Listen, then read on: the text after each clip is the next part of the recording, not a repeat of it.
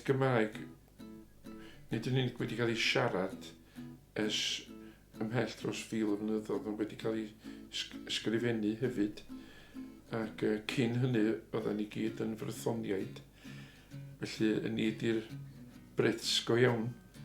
Ac mae y Gymraeg yn etifeddiaeth de. Tydi iaith ddim yn dod dros nos, ac ddim yn cymryd cannoedd ar gannoedd o flynyddoedd i ddatblygu.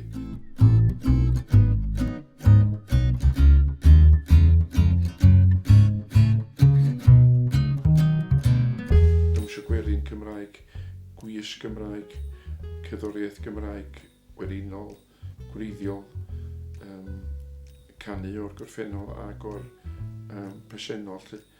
Ac mor bwysig ydy cerddoriaeth wedi bod i ni de. Ac dipyn bach o ddiwylliant Cymraeg sa hynna'n wych i ymwelwyr, dwi'n meddwl, i roid darlun mwy cyflawn iddyn nhw.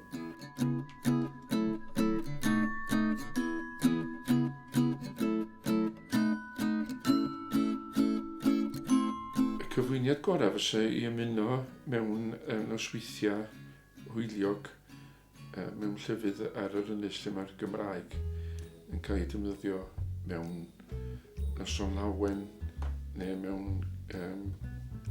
gig mewn llefydd ar draws yr ynys. Ac ys di cael cyfle i gymdeithasu yn Gymraeg. Mae gennych chi riorwaith. Mae riorwaith wedi bod yn dda iawn efo ni fel moniars, felly da ni wedi canu lot yna. Mae gennych chi ambell i dafarn fel y Joiners, y Malldraeth ac mae Tafarn yr Hos wrth gwrs wedi bod ers blynyddoedd. Yn y bwl yn Llanachmedd, mae gen nhw lwyfan wych yn y cefn. Da ni wedi canu lot yn Welmans ac mae'r gŵr cefni wedi bod yn digwydd ydy. Sioe Môn ac pan oedd Steddfod yn Ynys Môn hefyd, so hwnna wedi bod yn wych i ymwelwyr.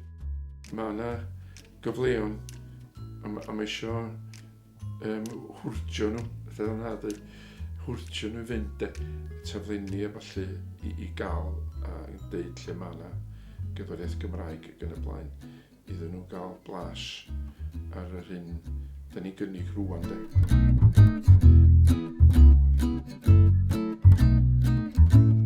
Rwy'ch chi'n egluro iddyn nhw bod na ddiwylliant gwahanol de. Dydy llawer o bobl sy'n dod yma ddim yn gwybod hynny. Ac mae'n meddwl na jyst darn o Loegr da ni.